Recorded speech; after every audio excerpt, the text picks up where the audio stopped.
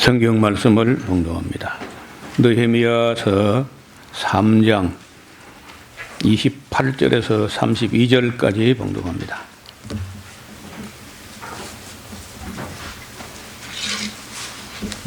마문 위로부터는 제사장들이 각각 자기 집과 마주대한 부분을 중수하였고, 그 다음은 임멜의 아들 사독이 자기 집과 마주대한 부분을 중수하였고, 그 다음은 동문지기 스가냐의 아들 스마야가 중수하였고, 그 다음은 셀레마의 아들 하나냐와 살랍의 여섯째 아들 하논이 한 부분을 중수하였고, 그 다음은 베레게의 아들 무슬람이 자기 친방과 마주대한 부분을 중수하였고, 그 다음은 금장색 말기야가 한mit갑분과 마주대한 부분을 중수하여 느디딤 사람과 상고들의 집에서부터 성 모퉁이 누에 이르렀고, 성 모퉁이 누에서 양문까지는 금장색과 상고들이 중수하였느니라. 아멘. 예. 느헤미야서 지난 시간에는 총론적으로 말씀을 드렸고, 오늘은 3장 내용 전체를 말하면은 성벽을 무너진 것을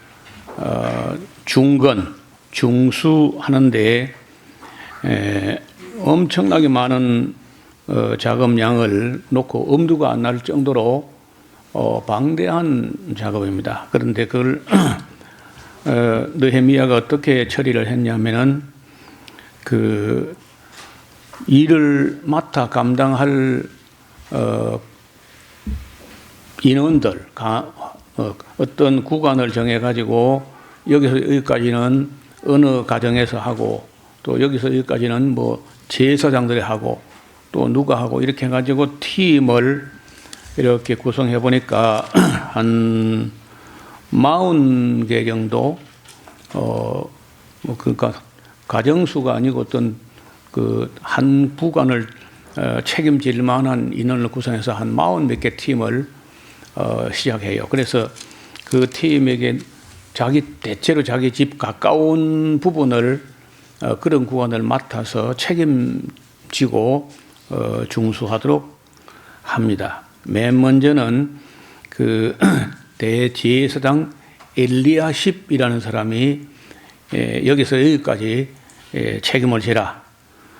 그 다음은 여리고 사람들이 또 책임을 지도록, 그리고 하스나아의 자손들이 또 일정 부분을, 무레못, 드고아 사람, 무슬람, 또 금장색, 이래 해서 이제 쭉 이어나가는 이야기가 오늘 본문 읽은 데까지 전부 구간을 따로 할당을 해서 책임을 지도록 그렇게 해서요.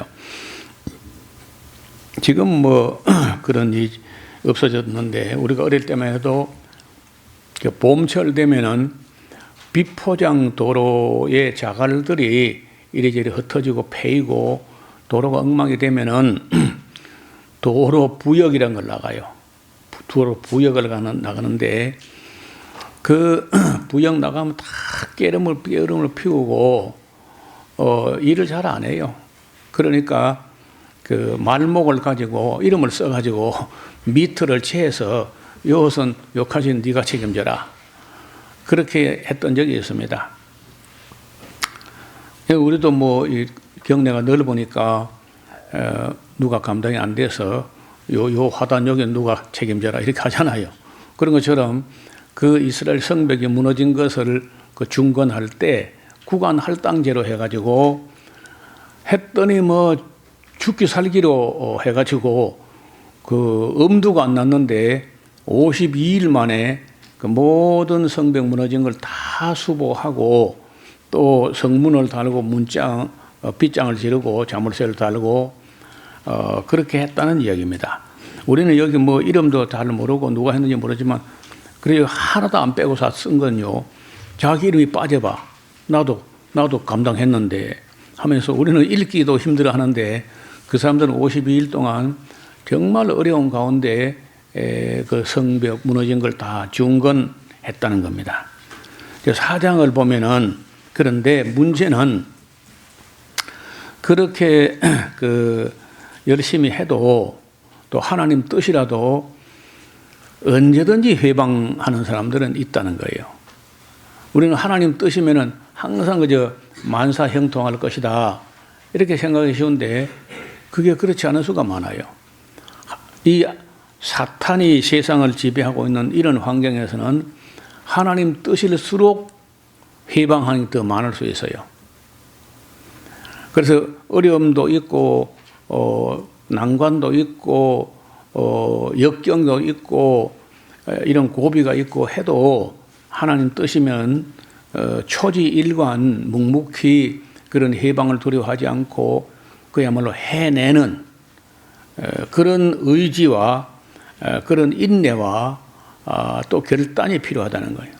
조금 그 힘들고 누가 해방하고 뭐 하면은 그만 또 아이고 하나님 뜻이 아닌가 보다 이렇게 해서는 아무것도 못해요. 하나님 뜻일수록 마귀는 집요하게 해방을 합니다. 그래서 어려움이 있고 해방이 있고 하면요 진짜 하나님 뜻인가 보다 이렇게 해야 돼.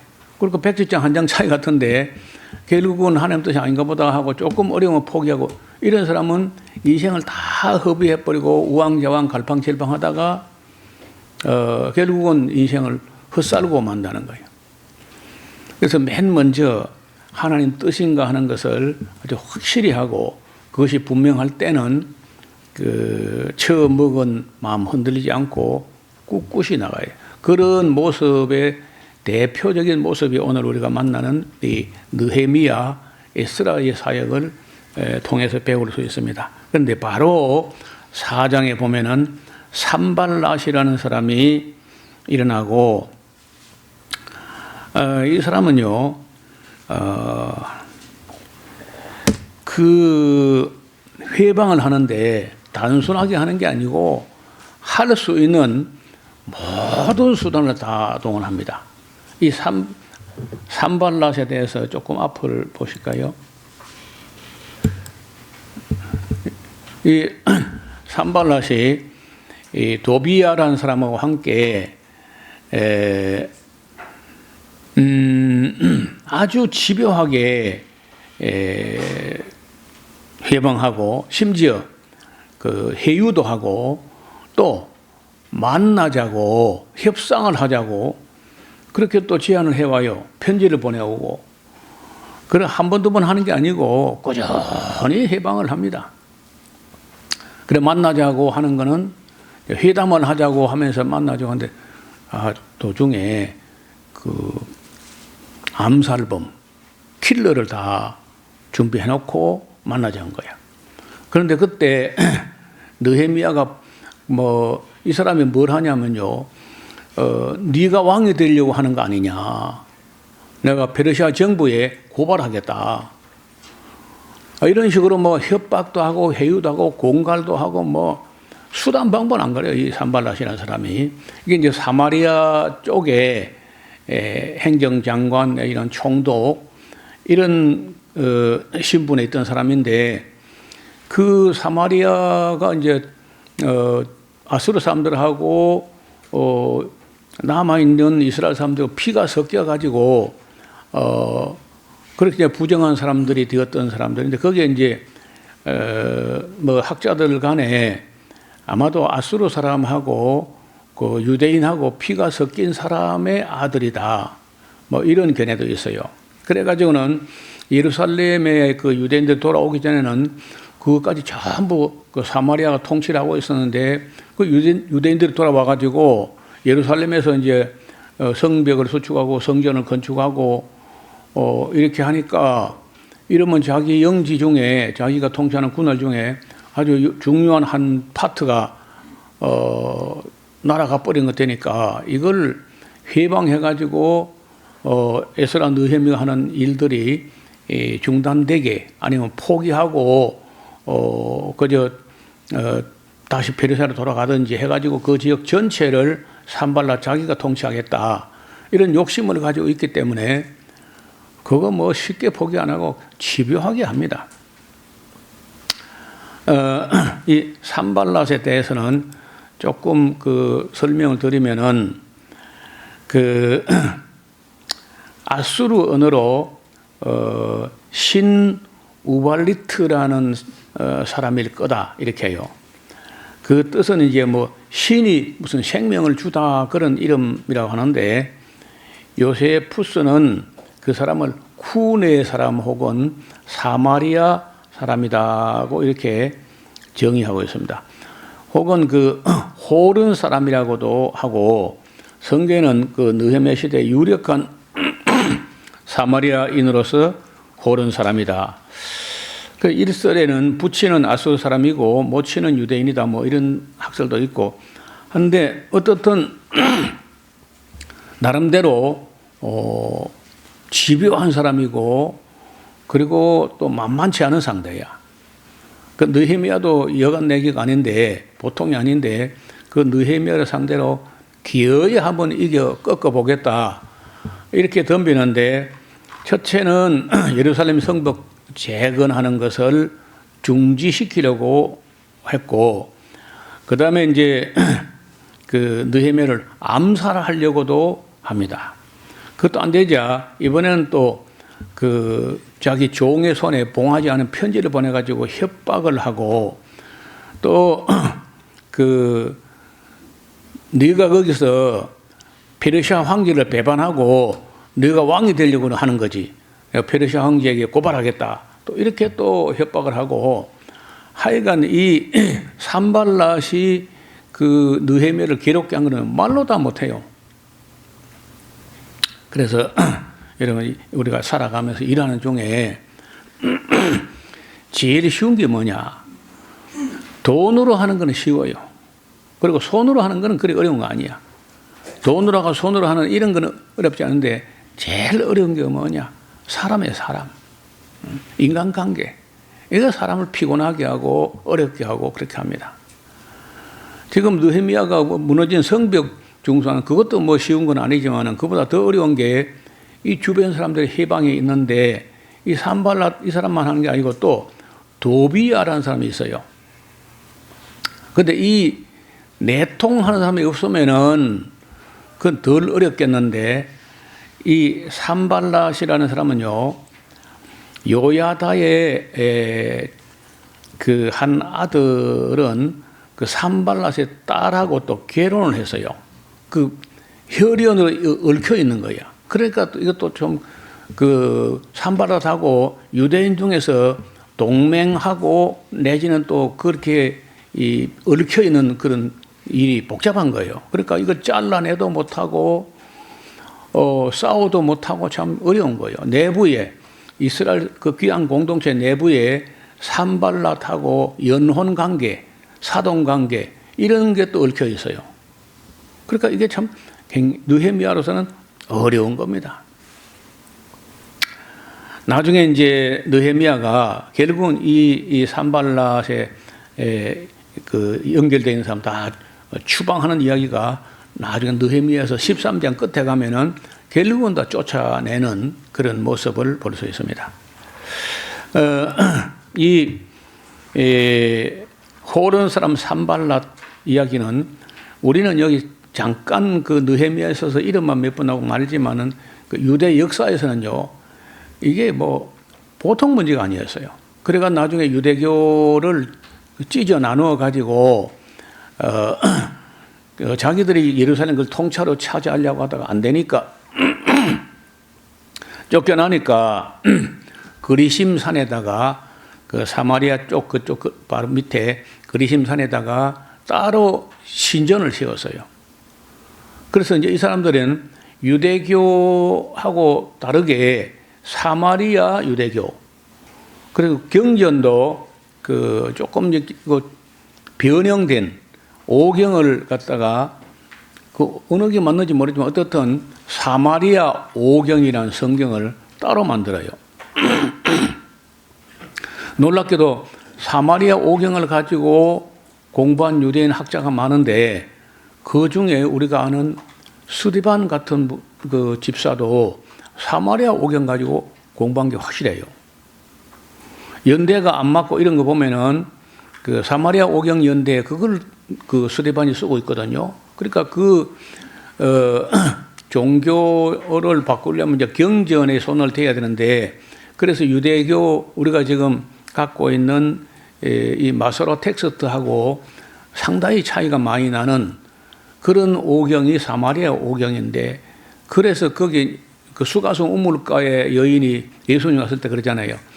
우리 조상 야곱이 이 우물을 팠고 우리는 예배할 곳이 이 산에 있다고 했는데 당신들은 뭐 예루살렘에서 예배해야 된다면서요. 이렇게 예수님께 따지는 여자 이야기가 있잖아요. 그 사마리아 종교가 그 찢어 나누어 가지고 유대교로부터 따로 성전을 지어 가지고 그 사마리아 유대교가 생긴 거예요. 그래서 하나님을 안 믿는 것도 아닌데 경전을 새로 만들어 가지고 그 완전히 종교적으로 갈등 관계에 있어 가지고 유대인들은 사마리아 땅을 지나서 갈릴리로 올라가면 길이 높은 산 능선길, 시원한 길이고 빠르고, 그런데 그 사마리아 사람들하고 접촉하고 얼굴도 보기 싫다면서 그래 안 가요.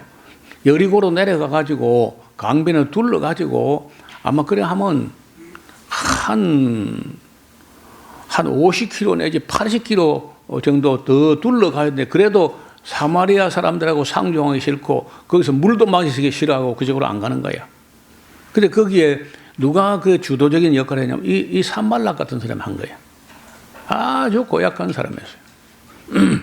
그래서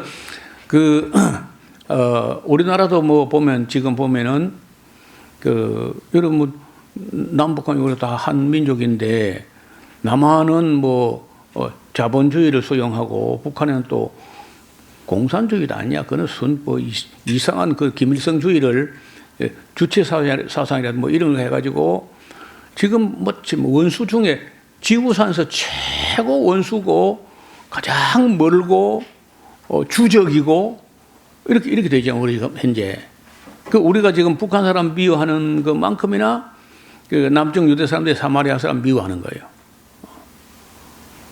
그런데 예수님은 안 그래. 예수님은 그 사마리아도 통과해가지고 그 가다가 이제 수간성 우물가에 여인도 만나고 하는 거예요. 지금도요, 예수님은 남한, 북한 사람 다 사랑할 수 있어요. 또 북한에도요, 우리가 모르지만은 진짜 교회가 있다는 거예요. 진짜 교회가. 목숨을 걸고 믿는 거야. 제가 그 영길 한인교회에 그 성경 강좌를 갔을 때 그 교회가 제법 큰 교회인데 그 북한 사역자가 선교사가 한 40명이나 있는 거예요. 북한에 왔다 갔다 하면서 복음을 전하고 숨어서 비밀리 가정교회 비밀 뭐 지하교회를 만나고 하는데, 거기에 최고 좋은 자료가 노목사 자료란 거예요.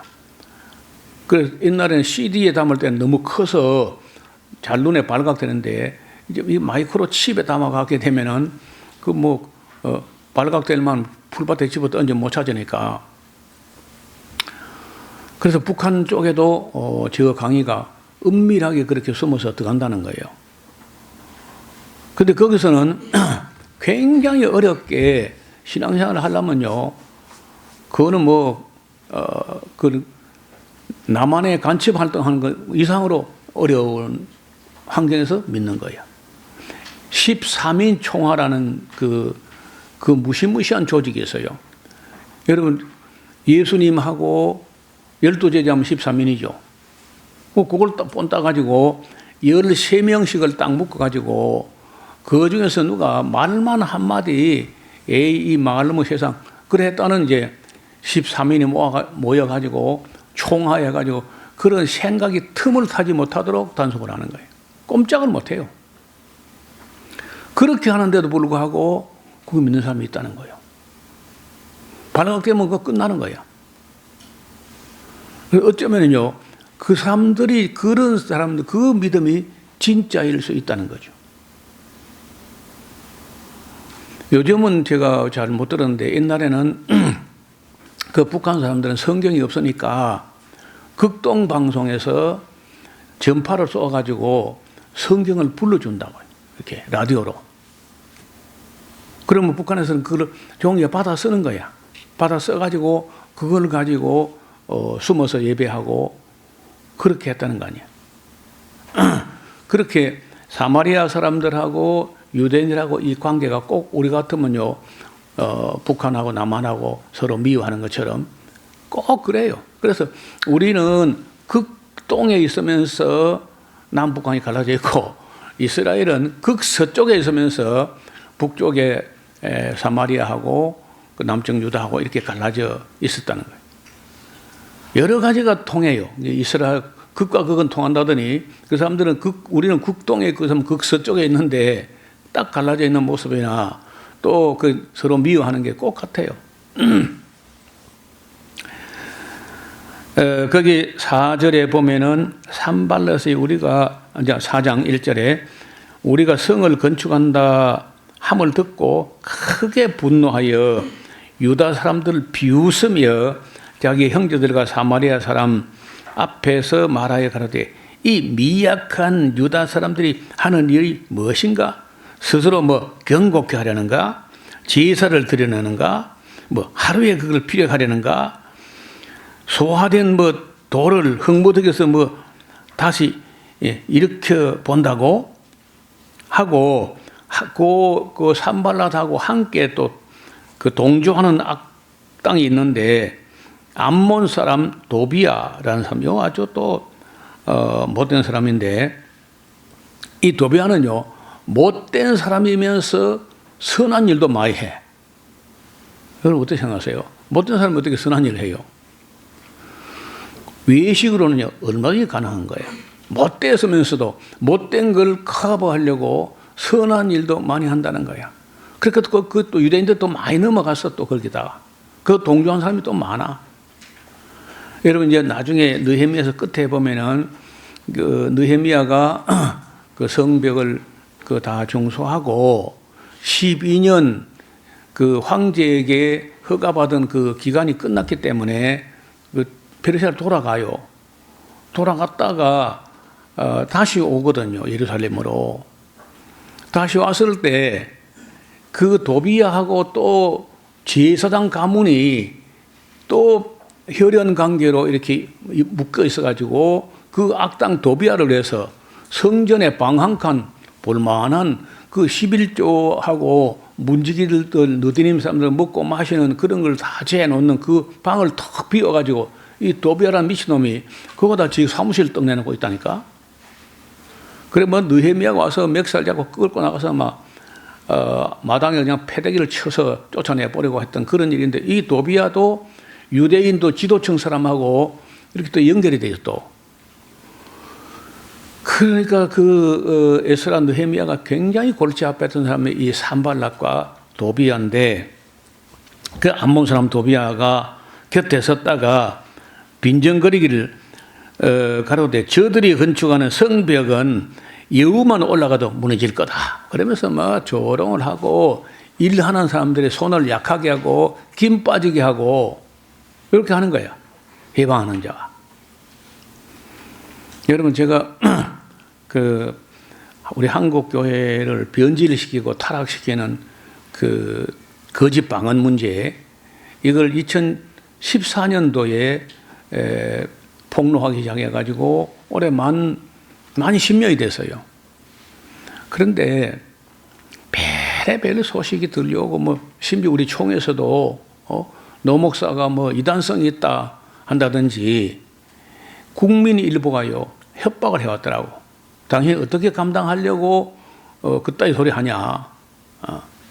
바로 취소하고 뭐 어쩌고 저쩌고. 나는 그래서 야, 이것들이 또 뭐 해코지를 할란가 그 마음에 준비를 단단히 하고 아마도 한판 또 승부를 가리든지 해야 되겠다 했는데 뭐 그 뒤에 뭐 후지부지 해버리더라고. 나는 뭔가 이제 판이 한번 벌어지겠다. 근데 그리고 10년 지나갔는데 아무 연락도 없어요. 그리고 또 내 면전에서는 잘 그렇지 않지만은 돌아서서 뭐 같은 노목사에 대해서 뭐 별의별 소리 한다는 거예요. 왜냐하면 내가 보기에는요 마귀가 개발한 최고 교회를 해방하는 최고 프로그램이 거짓 방언이야. 그걸 내가 은퇴를 앞두고 은퇴를 4년인가 앞두고 내가 이걸 말하지 않고 내가 은퇴하면 죽도록 아니면 영원토록 내가 후회하겠다 싶어서 그 문제를 제기했는데 나는 그때 뭐 그 문제 때문에 전국에 뭐 대단히 토론이나 경론이 벌어지고 막 한국교회가 발칵 뒤집히고 좀 이런 일이 일어나기를 바란대요. 조용한 거예요, 지금까지. 그냥 뭐 무대책이 상대책이다 그런 말이 있거든요. 그리고 가만히 있어버리면 노목사 혼자 떠들다가 김 빠져서 그냥 그만둘 거다. 그렇게 마귀가 작전을 그리 쓰는 것 같아요. 좀 경론이 벌어졌으면 좋겠는데 예수님께서 내가 온 게 화평을 주러 온 게 아니라 내가 검을 주려고 왔다. 내가 불을 던지고 왔다. 나도 불을 던지면 뭐 불이 좀 타오를 줄 알았는데 불이 안 타. 뭐 더 세게 좀 해야 될런지. 하여간 여기 도비아도 그렇게 이제 해방을 합니다. 그때 4절에 보면요. 느헤미야가 책을 쓰다가도요. 기도를 합니다. 느헤미야는 여기 13장까지 있는데 기도가 책에 글을 쓰다가 한 줄이 기도고 또 글을 쓰다가 또 두 줄, 석 줄이 또 기도고 기도가 13개가 나와요. 이 짤막한 책에서. 아니 글을 쓰다가 글 속에 기도를 쓰는 사람이 세상에 어디 있어요.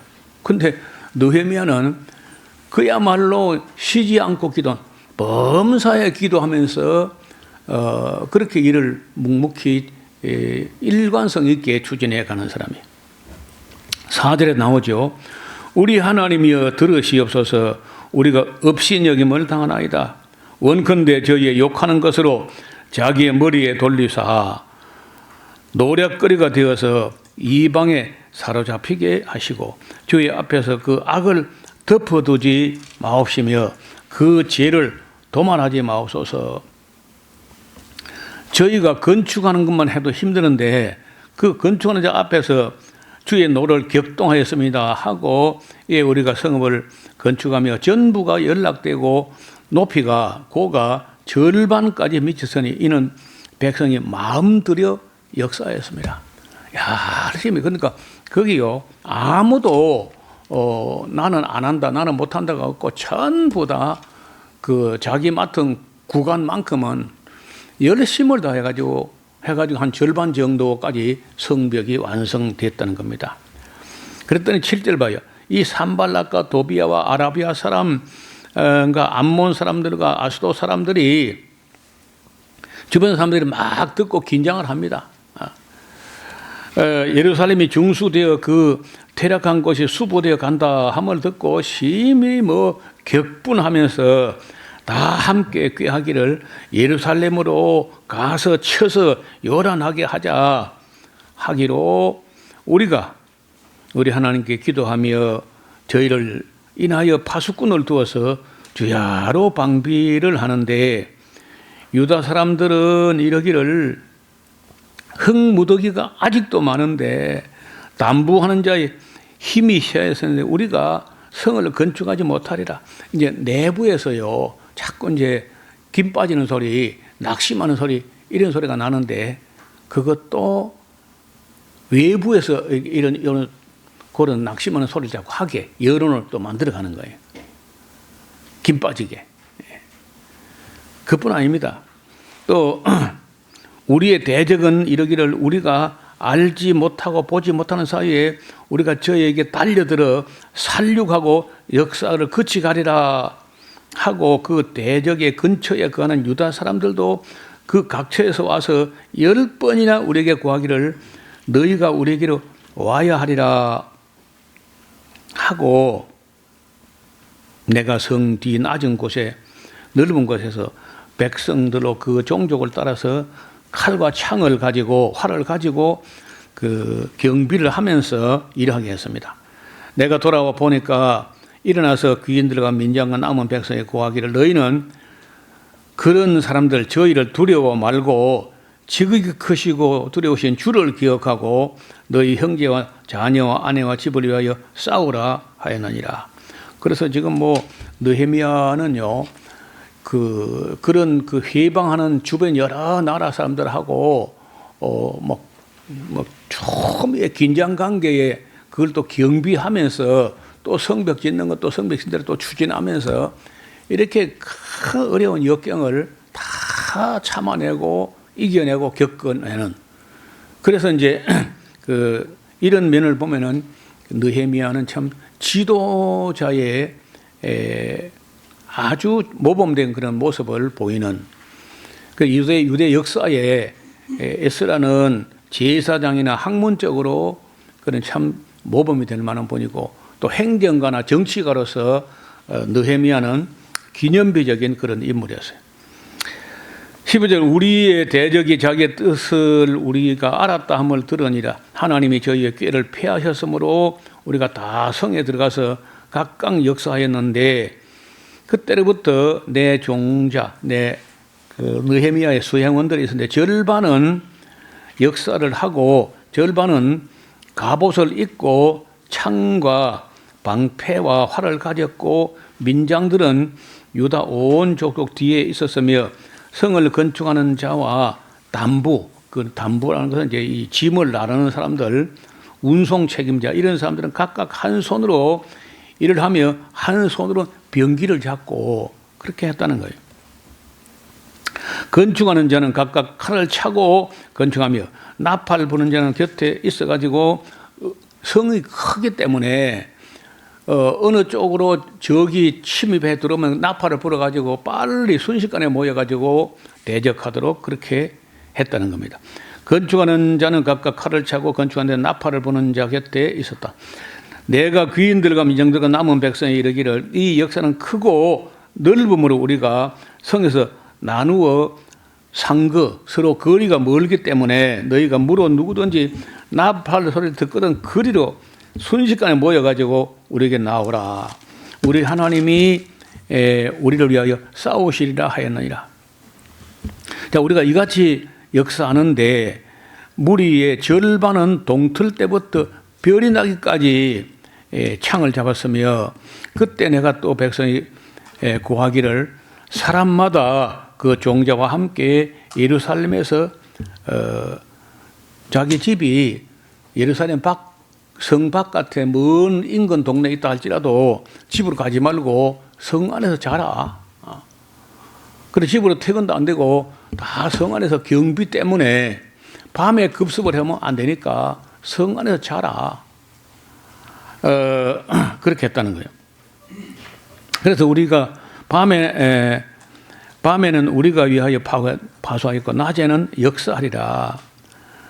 내나 내 형제들이나 종자들이나 다 나를 쫓아 파수하는 사람들이나 다 그 옷을 벗지 않았으며 길을 갈 때도 어떤 기구, 무기 이런 걸 잡고 물길로 가고 그렇게 했다는 거예요. 여기 옷을 벗지 않았다 이런 말이 나왔는데, 제가 밀양에 있을 때 마산 문창교회라는 큰 교회가 한 1000명쯤 모이는 마산에서 제일 큰 교회였는데, 그 성경 강좌를 이제 여름마다 가서 했어요. 그 우리 산청 출신 장로님이 거기에 이제 심으로 하는데, 정순태 장로라고 하는 분이 참 경건한 형제가 다 장로인데, 한 분은 산청 읍교회 장로고 한 분은 마산 문창교회 장로가 됐는데, 그분이 이제 교육부장이 돼가지고 자기가 솔선해서 자기가 성실히 참여하는 모습을 성도에게 보이겠다 하면서 이 부분을 읽고 공부하면서 언급을 했거든요. 했더니 그 정순대 장로님이 그 여름 8월 달인데 그 더운데 자기도 느헤미야 때 하던 것처럼 집으로 퇴근도 안 하고 예배당에서 잠있어, 또 샤워도 안 하고 옷을 벗지 아니하고 그대로 나도 한번 해보겠다, 그렇게 모범을 보였던 그런 분이 있어요. 지금 아마 우리보다 몇 살 더 하니까 연세가 이제는 뭐 한 8, 90 안 됐겠나 그래 싶은데, 이 본문을 읽을 때마다 그 장로님 생각이 나요. 아주 뭐 그 마산 문창교회 장로들이 많지만은 어쩌면 가장 경건하고 성실한 그런 분이었어요. 옷을 벗지 않았으며 물을 길어갈 때도 이 기계라고 하는 것은 이제 그 무기 이런 것을 다 잡고 물 길러 가고, 그렇게 어렵사리 일을 해가지고 그 난관을 다 극복하고 느헤미야가 52일 만에 성벽을 다 중건하는 데 성공을 합니다. 그것은 느헤미야하고 에스라가 워낙 성실하고 또 정직하고 헌신적으로 했기 때문에 백성들도 마음 들여서 이렇게 역사했다. 지도자들이 뭐 자기들은 빈둥빈둥 놀면서 백성은 너희만 해라. 이랬으면은 백성들이 그렇게 마음들이 안 한다는 거예요.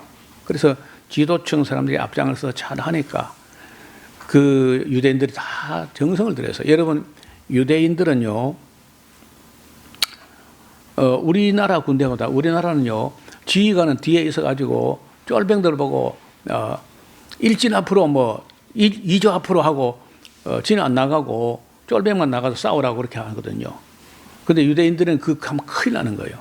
유대인 군대는요 기본이 있어요. 나를 따르라. 팔로우 미라는 거예요. 항상 지도자가 먼저 앞장을 서면서 나를 따르라 하는. 그 한국 군대하고 이스라엘 군대 차이가 난다는 거예요. 기본이 나를 따르라. 지휘관들이.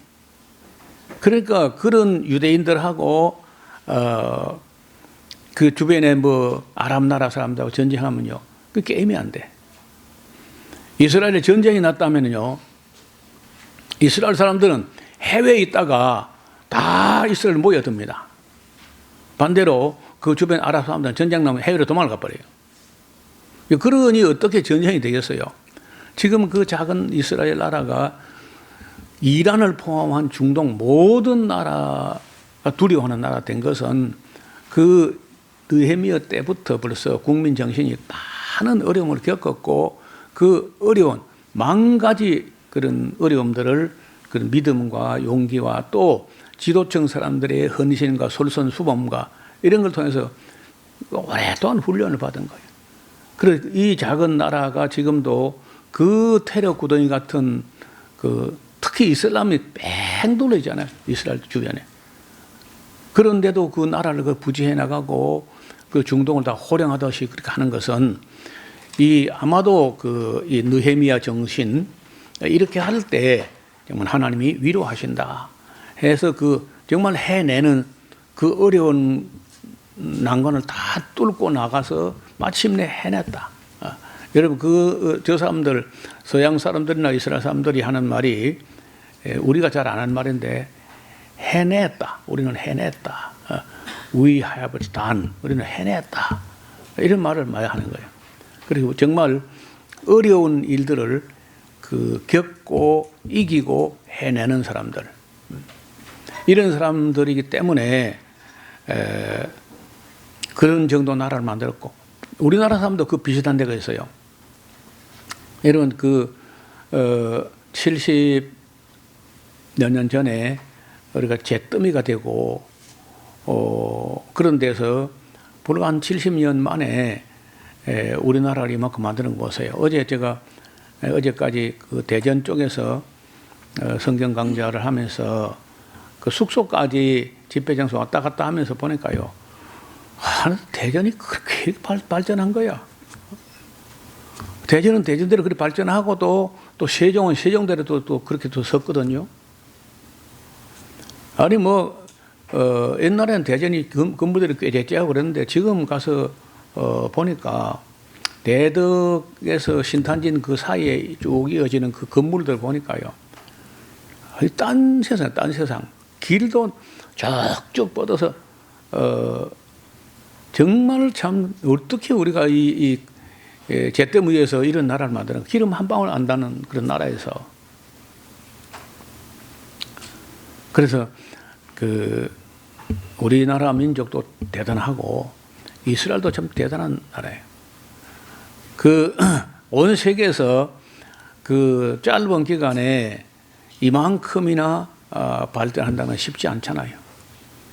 세계 사람들은요, 최근에 우리나라에 일어난 여러 일련의 사건들을 보면서, 한국의 정치인들은 좀 그렇지만은 국민성은 좀 대단하다. 어떻게 그런 시위를 마치 축제하듯이 하는가. 그래서 막 한국은 위험하다. 그 여행 금지 구역으로 막 제한 구역 이렇게 하는데 유튜브를 통해 가지고 뉴스를 통해 가지고 시위하는 모습을 보더니 저거는 뭐야 콘서트장이잖아. 오히려 더 가보자 그런다는 거예요. 그래서 한국식 민주주의는 세계 어느 민주주의보다 더 성숙하고 더 발전했다. 예를 얼마 전까지만 해도요, 그냥 체류탄을 쏘아대고 물대포를 쏘아대고 그 백남기 씨 같은 사람은 물대포에 맞아 죽었잖아요. 그 박근혜 시대에. 그 사람이 죽음으로 해가지고 물대포가 사라진 거야. 근데 그 어젠가 누가 알아보니까 그 물대포가 그냥 물만 쏘는 게 아니랍니다. 그 안에 체류액이 들어있을 때 독성 물질이. 그런데 그게 이제 사라지고 또 옛날에요. 보도블럭이 남아나지 않았어. 그걸 다 깨가지고 체류탄을 쏘면은 보도블럭 깨가지고 던지고 화염병 던지고 그거 얼마 안 됐거든. 근데 그거 누가 뭐 하지 마라 하면 죽인다 뭐 이런 것도 없는데 그 조용히 화염병 다 내려놓았고 보도블럭 다 내려놓고 요즘은요 노래를 가지고 노래. 예. 그리고 뭐 촛불을 가지고 하다가 요즘도 뭐 응원봉이라는 게 누가 또 그렇게 빨리 만들지 몰라. 그 많은 걸. 딱 마치 딱 만들어 준비하고 있던 지금 순식간에 그게 쏟아져 나와. 그거 만들면 돈 벌었을 거다. 그래서 세계 사람들이 어떻게 저렇게 할 수 있냐. 그래서 한국 민주주의가 어떤 독재라도 능히 이겨낼 수 있는 그런 정도로 한국 이 민중 의식이 많이 각성되었고 가장 앞선 민주주의가 됐다. 어떤 나라도 저렇게 못할 거다. 그렇게 평가를 한다는 거예요. 그래서 뭐 모르겠어요. 앞으로 이제 정치가 어느 정도 또 발전할지 모르지만은 내가 보는 데는 국민을 못 따라가 정치하는 사람들이 항상 국민이 앞서고 정치가 늘 해지고 정치도 후지고 기독교가 제일 멍청한 것 같아. 이번에도 욕 되게 먹었습니다. 기독교인들 목사들이 하는 말이 똥 욕먹을 소리만 해. 탄핵 아니고 뭐 계엄령 잘했다 이제 기독교는 다 그러는 거예요. 계엄령 잘했다. 싹 잡아 죽여야 돼 그러면서. 그러니까 온 사람들이 미워하는 거예요. 교회를. 우리가 좀 이 성경과 역사를 공부하면서 기독교가 제일 앞서가야 됩니다. 범사에. 아니 우리가 선지자요, 선견자요, 선각자요, 선구자인데 어떻게 자꾸 뒤처지고 후지고 퇴보하고 그 말이 안 되잖아요. 5장 이하는 다음 시간에 보겠습니다. 이 어려움이 연장되는데 그걸 다 또 느헤미야가 극복해내는 그런 모습을 통해서 교훈을 받으시기를 바랍니다. 하나님 아버지, 하나님께서 느헤미야를 보내서 이스라엘 개혁 운동에 정말 큰 위로가 되었지만은 그렇다고 해서 해방자가 없는 것도 아니고 난관이나 역경이나 어려운 날이 없었던 것이 아니라 많은 어려움이 있었지만은 산발락과 도비야와 게셈 사람들과 모압 사람들과 이런 사람들이 다 이스라엘 느헤미야가 하는 일을 해방하고 아수도 사람, 아라비아 사람들 이런 모든 사람들이 다 요란하게 했지만은 믿음을 가지고 담대하게 경비하면서 일하면서 그 어려운 가운데 그 과업을 다 해내는 그런 모습을 우리에게 보여주셨나이다. 우리에게도 같은 싸움이 있어서 진리를 이 땅에 세워가려고 할 때 많은 어려움이 있겠지만은 낙심하거나 포기하거나 하지 아니하고 믿음을 가지고 해내는 사람들이 되게 하여 주옵소서. 예수님의 이름으로 기도드리옵나이다. 아멘.